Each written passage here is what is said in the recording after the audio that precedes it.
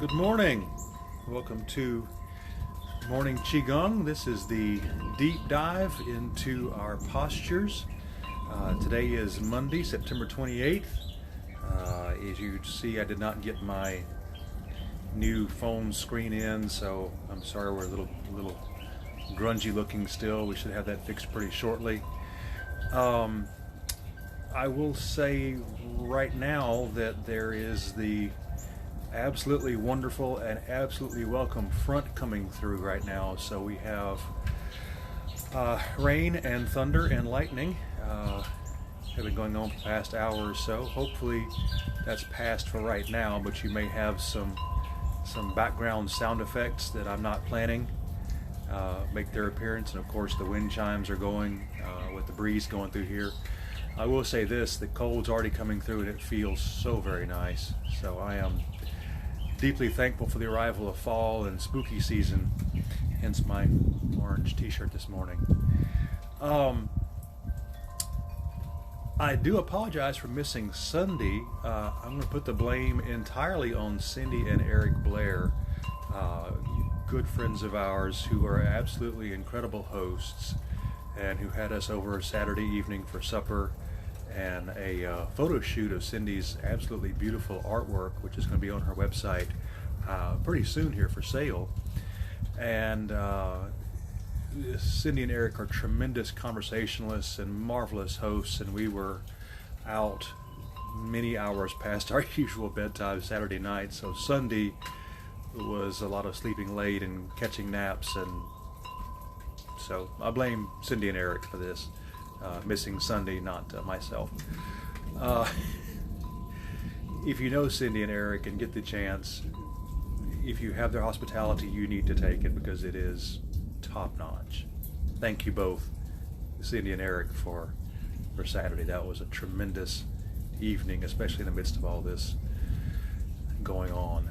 So, enough blaming them. Today, should have been Sunday, will be our deep dive into the third posture, draw, bow, shoot, tiger. This is going to be probably a long video. There's a lot going on in this posture, and we're going to get a lot of work into it and into the specifics. So if you find yourself getting lost, confused, want to review, don't feel bad about coming back to it.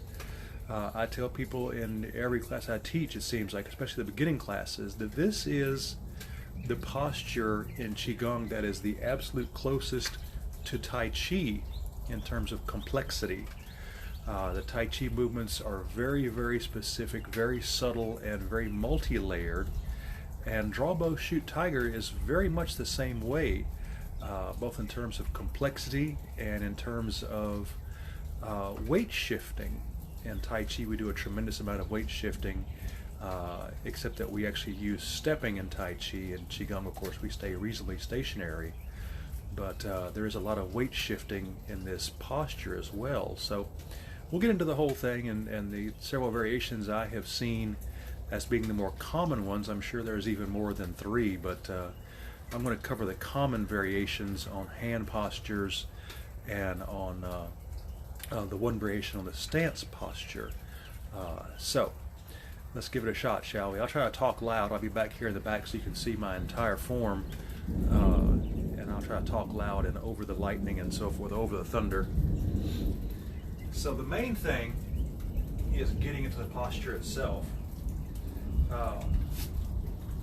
Our posture is done regardless of which foot movement you use by going into the horse stance. And again, that's a very Tai Chi thing. We've talked about the weight shifting we do to step into the shoulder width stance. The horse stance is the same thing, just bigger and a little more care. So from our center stance, we're going to shift to our right just a little bit. Notice I'm not tilting, I'm simply pushing my hips over. My torso is staying straight, so I have a straight line and then an angle down through my legs.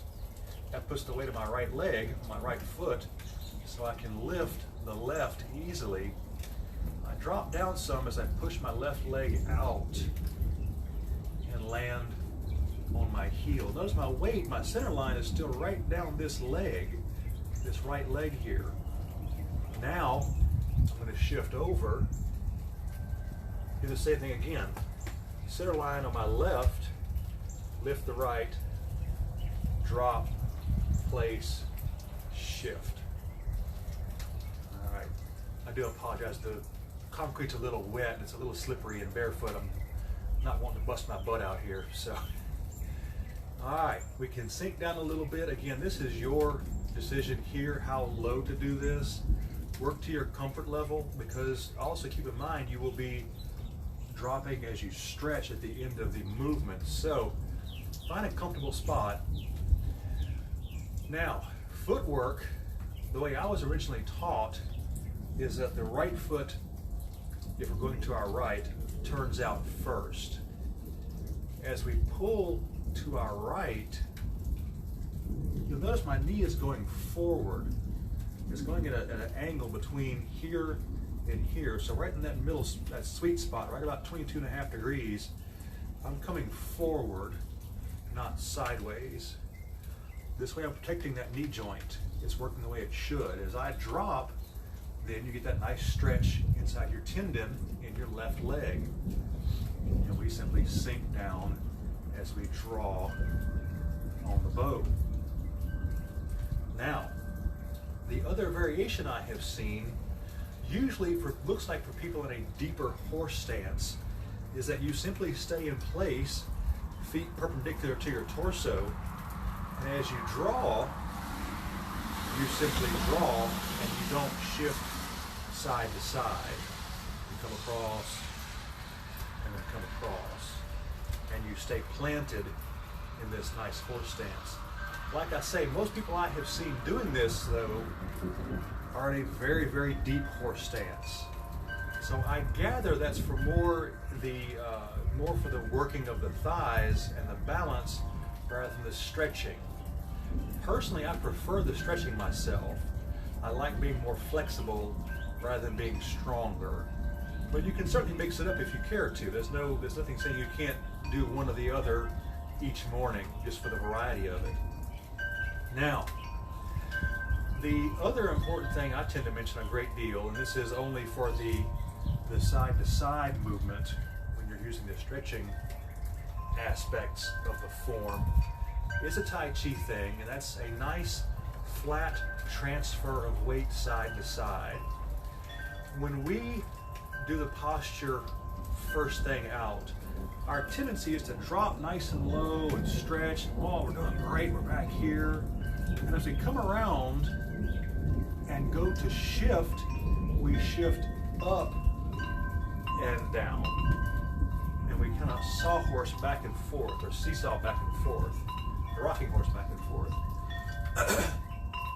What you want to try as a more advanced practitioner is a nice flat transfer. Notice the hemline of my t-shirt didn't pop up and pop down. It was nice and straight across the movement there. That takes practice. It's kind of a dynamic change of angles on your knees and everything, but it can be done very easily with practice. And you want to try to move flat side to side. It gives you a little more strength, a little more flexibility. It's a little more complex, but it's better for your balance rather than trying to pop up and pop down. All right, now, one of the things I have to mention, and I try to mention to every beginning class that I teach, is this, especially when you're going forward on that knee, make certain at no point that the front of your knee passes your toes. When you get that knee past your toes, you're beginning to really risk injury. And I say that because I have been there. I have injured myself, as I said before in class, doing this posture specifically and pushing too hard and letting my knee get past my toes. So when you're moving, watch where your toes are. That's it. If you find yourself wanting to go past, step wider. Give yourself that room to bend. But be very careful, your knee, the front of your knee does not pass the end of your toes, or you are risking injury, and please do not do that. Please be careful with that. Now, the hand postures are the interesting part. Let me back up a little more. So what I call the standard, what I was taught in class, we begin from forearms tucked in. As always, a loose fist tucked in, fingers pointed up. We reach out to one side or the other. I begin on the right. I'm right-handed. There we go. I'm going to circle around, and I am going to turn the waist just a little bit. I'm not going to swing completely around, but I am going to move the waist a little bit as I come around. I've come all the way around 180 degrees. Left hand up and forward. There's that fist again to hold the bow. Now if you'll notice, I'm going to draw this forearm in a nice parallel line to the ground. I'm going to come straight back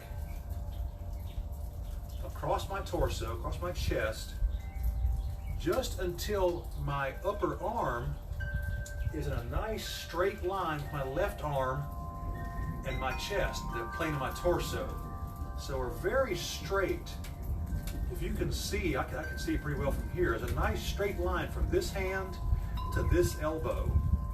You don't want to drop. You don't need to come back around behind you either. I'm going to come straight across and relax. And then of course we tuck in. Come around. Up and forward. Weight is still on the right at this point. I'm going to turn my foot in. Sorry, turn my foot out, my left foot, where my weight is not. I'm going to draw back and then draw that foot back as well. And again, nice straight line. So, let me address that. That's a very valid point, and I actually messed it up there to begin with, trying to overthink this too much. When your right foot is turned out, your weight is on your right foot.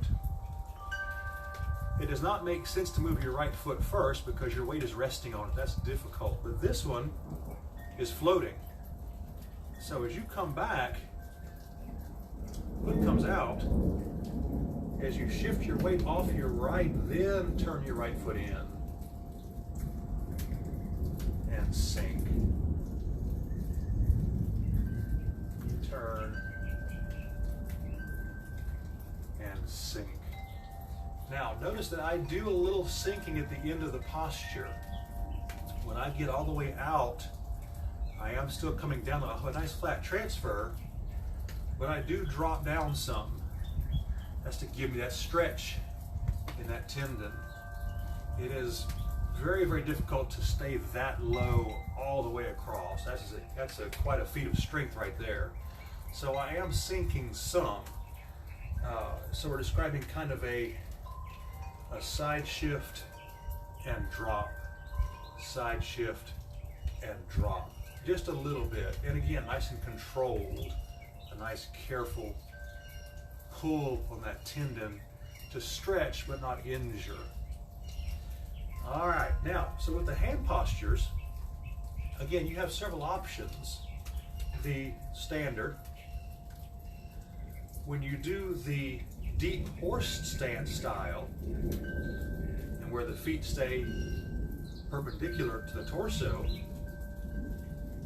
when you draw, you're not going to pull.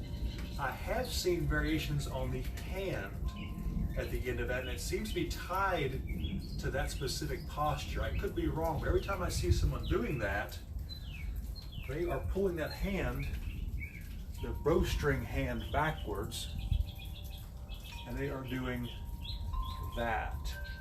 I have seen that time and again in Kung Fu and in Qi Gong. I'm not certain what the meaning of that hand posture is, but 3 fingers tucked in, index finger raised, thumb at an angle, and you simply draw back straight. And that's the only time I see that hand posture is with that squared horse stance style of draw bow. So they will draw and pull those fingers up and then come across, and fingers come up. See, I was going back to the old style, my apologies.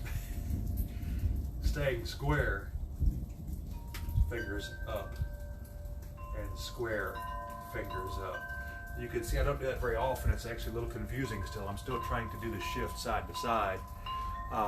That would be stationary and drawing. Not my preferred, you can tell. I should have practiced a bit before I tried to teach it. The third posture involves our original hand form, where we are holding the bow and drawing the string. But we are engaging the torso in a nice stretch. So what we do, after we have reached the extension, we'll tuck in, and then notice the torso is rolling way over with this hand.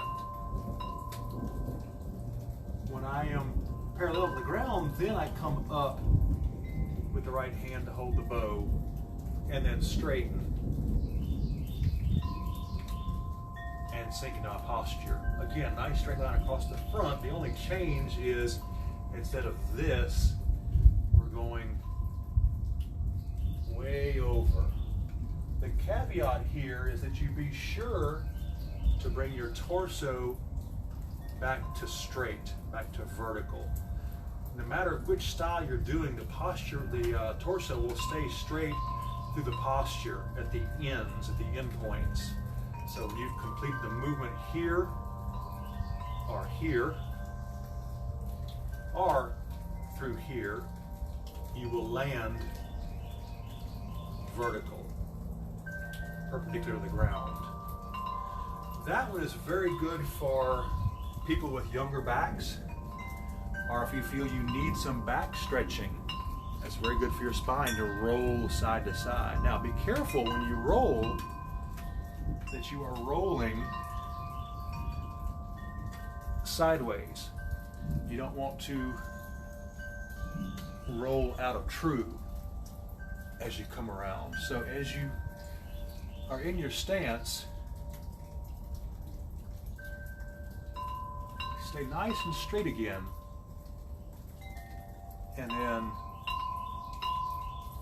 back up. Back is good and straight, torso is good and straight. We're not rolling in and out of our center of mass there, out of this vertical plane. So be very careful with that. The breathing, of course, we can talk about very quickly. You should be familiar with it. If not, we'll review it very easily. We breathe in as we come around. So you've got a good long breath from here to over here. Foot turns out. Breath out is a little faster. You've got a shorter distance to cover, but you want to empty the lungs, and you want to stop with lungs empty just as you finish sinking. So when you found your final height in your form, your left is extended, your right is tucked back and comfortable. Lungs should be just emptied there. And of course, as you come around, you fill. Just before you begin this movement, lungs should be full. And then out and empty. Again, it takes practice, like all this. It's not difficult, and you'll certainly get it. It just takes time to train yourself to time everything properly. You will get there, I promise you. I'm trying to think what else I might have missed or could have covered. I think that's pretty well got it, though. The main things to take away from this, of course, as always, think about whether you are working on the mental or the physical. If you want to do the physical, work down low. This will take a lot of physical effort. It it will build some musculature for certain. It's up to you to decide if you're worried about this or kind of an equal balance. And you find that sweet spot yourself as you practice. I like to push a little bit physically every time. Not a great deal. I don't make this a sweaty workout, but I do want that physical aspect of the form. So I will try to drop down some. And like I said, I try to give myself a good stretch in that tendon. My tendons are biologically very tight, genetically very tight, so I try to get my tendons stretched whenever I can. Again, watching that front of that knee, not leaving the end of my toes, not going out past my toes to prevent injury. If I feel like I really want to work, I'll do deep. Again, being careful with it. If you have that need to really have a physical workout, try the other style where you stay planted and simply orbit side to side with the hands. Because then you can drop very deep and you don't so much risk injury of the knees because you're not shifting into that part of the zone where you can get an injury if you push too far. You're good and planted. Your musculature is pulling your thighs and your knees in, so you're not bulging your knees out, and you're definitely getting a tremendous thigh workout and a balance workout. If you prefer or want to try the over the head style, I do caution if you have back trouble, that's going to be the one that really gets your back into a potential danger zone. I do that one very rarely because my back does not like it. Now I've got a bulging L3, L4, so when I do that roll, it really pushes on those bulges and it's uncomfortable, so I do it very rarely. It is very good for that flexibility though. It will make you very sinuous through your backbone. It's also very good for your balance because you're pushing so much weight off your center of mass. Your body's having to respond to the change in your center of mass. Your center of mass runs from here way out here somewhere, and you've got to balance that. And that training, even subconscious, even if you're not aware of it, is still happening. So you're learning a better balance by rolling and pushing that center of mass onto your left, onto your right, and having to deal with it with your legs and your planted feet. So it's a great option if you have the back health for it. Otherwise, be very careful with it, or do a few of them and then do everything else in one of the other two styles. Be mindful of injury. Be mindful of your body signals, because like I say, you're doing a great deal of shifting. We're shifting our center of mass anyway when we go side to side in the standard style, especially if you roll over side to side, you're really moving your center of mass around. Be aware of what your body's telling you. Go slowly as always, of course. We're going slow anyway, but go slow so that you can be aware of those signals. Be aware of what's going on, of what your body's saying. Hey, that's too much. My knee's starting to get achy. My back does not like that. My cervical vertebrae don't care for that. Whatever you might find, adapt and improvise accordingly through the form. As always, nice, deep, full breaths, all the way in, all the way out. You will find when you roll that, like wise owl gazes backwards, you're going to compress your rib cage a little bit, which of course will compress down your lungs. You'll have a little more difficult time, I shouldn't say difficult, but you'll have a little more resistance to your breath when you roll over sideways, back and forth in your torso. So it's a good resistance training. Work to really get those lungs full no matter how much your rib cage is being compressed down as you roll. There's our thunder again. Be careful with the posture. If you have problems focusing, when I first began, I had an easy time focusing on the movement themselves. There was so much going on, so much to keep in mind, that I would kind of scan hands, waist, knees, feet, okay, breath, okay. and I could stay in my body and focusing solely on what I was doing in the posture, and had an easier time than at the time trying to keep my mind just centered in itself. By getting my body, I could tell, okay, I'm doing everything right, and I would stay focused simply on my physical movements, on what I was doing physically, and I wouldn't wander off otherwise, because I was so busy trying to keep up with all these balls I was juggling, arms and hands and torso and hips and knees and feet, and what's turned out and what's not, where my balance is, and there's a lot going on. But that's good for keeping you centered in here, which is what we want, especially at first. Stay in here, not out there. So, as always, the Qi Gong postures and movements have always struck me as a very strongly worded guideline. If you like to mix things up a little bit to keep them fresh, I see no reason why you shouldn't. I've said before, I'll say it again, the main thing in Qigong is your breath work. Your breathing is what you're after. That calm, slow, deep in and out, and in and out. That rhythm of breathing is what you're after. The movements are good for the body, they're good for flexibility, good for strength, do give your lungs a challenge sometimes, give you a little resistance training, but the physicality is entirely secondary. So if you like the idea of staying in that nice deep horse stance with your feet forward and don't want to worry about the vagaries of doing this and watching your knee, but you like the bow style where you are holding a bow, then by all means do so. There's no reason why you shouldn't. You don't need to do this. You don't need to do anything like that, really. You can hold your hand out if you want to. All the little specifics do is give you something to focus on that isn't monkey mind things. The grocery list, the weather, the dogs, the cat, the Roomba, the dirty floor. You're focused in here. What's my hand doing?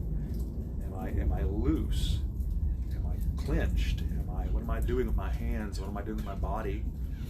So if you find a variation you care for and you want to change it a little bit, go for it. Go right ahead, as long as you're regular with it, as long as you do that over and over again, as long as that becomes your routine, becomes your preferred style. It won't hurt the process of the form. It won't hurt your breathing, and hopefully it will help. There, we got him. This help you stay in here. That's the thing. You want to stay in here. All the extraneous stuff is just decoration. Let's see. There was something popped in my head as I was saying that I wanted to mention too, and I cannot think of it. That's okay. We've covered a lot of ground. We've covered a bunch of ground. And some of it erratically, my apologies. I was a little erratic on some of that. Like I say, I don't really specifically care for the low-centered style. That tends to bother me a little bit, and it's much more of a physical thing, so I don't practice it a great deal. So a little rough there, but the important things I think we've covered. The main points, certainly. Last thing I can tell you, and we'll let you go for the morning.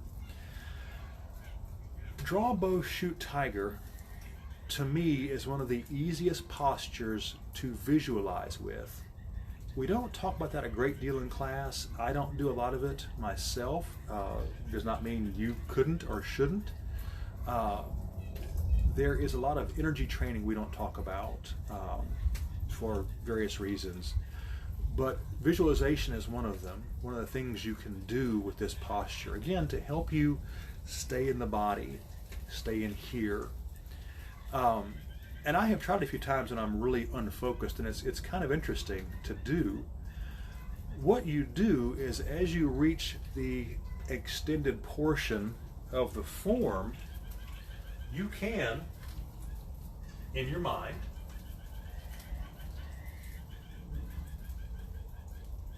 as you're looking out over your bow and the imagined length of the arrow resting in the nock, you can visualize and even perform the release of the arrow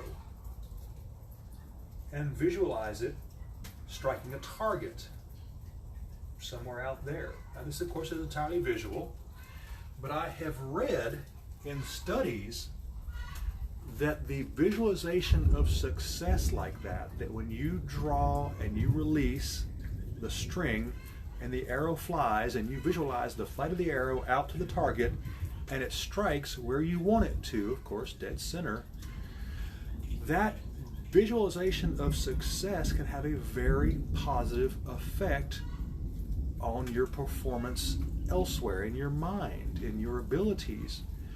When you, I won't dig into the psychology of it. The psychology of it is extraordinary, where our mind can't really differentiate actual success of firing a physical arrow and the success of visualizing an arrow that strikes. Our mind relies on input from external stimuli, from our sensory organs, and has a difficult time discerning when I really let go of an arrow and struck that tree down there where I wanted to, or if I just imagined it.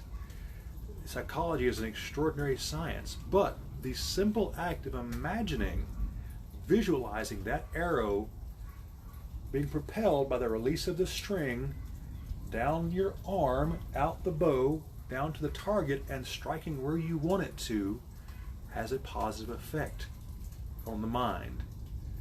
So, next time you do draw a bow, and you're feeling curious, you're feeling intrigued, maybe you're feeling a little unfocused, visualize a target down there. You are aimed at something, and you release the string. Notice there's a motion there. I actually physically release the string I'm holding. I can feel the fletching of the arrow pass my hand. I can see it sail out there and hit that post right where I wanted it to, every single time. And visualize that. Make it a success every time for yourself. It pays dividends. The body's an extraordinary thing. All right, I have given you plenty to think about today, plenty to practice. Draw, bow, shoot tiger is a very complicated, very extraordinary posture, varied in terms of what you can do with it and what you can do for yourself with it. Practice it. Find what you enjoy. If you want to take something from one posture or from one style and something else from another, or combine them, do so. Continue the breathing. Continue relaxing. Nice flat transfers. Be very aware of your feet and knees. Make sure you're not getting into a dangerous position. Enjoy the shift of weight back and forth, the sensation of moving your body over a large arc of movement. And if you want to, visualize that arrow taking flight and striking a target dead on every time. There's a lot here to unpack. Questions and comments are always welcome, of course. Tomorrow, Tuesday, we resume with the normal classes. It should have been today, but we ran into some difficulty, enjoyable difficulty. So tomorrow morning, 8 a.m., we will resume with normal class. It should be good and cold. I cannot wait. And we will go through classes until Saturday, which time, of course, we'll have the museum class, Alexandria Museum of Art, 10:30 a.m. Central Standard Time in the third floor gallery. I hope you're enjoying. I truly do. I hope you're getting something wonderful from this. I hope you're really, really drawing good from this. That's my sincere hope for you. I also hope today you are safe and you stay well. I thank you for being here. I thank you for your attention. I thank you for your patience with the thunder and lightning, which is still going on. Enjoy the coming cold. I will see you tomorrow morning.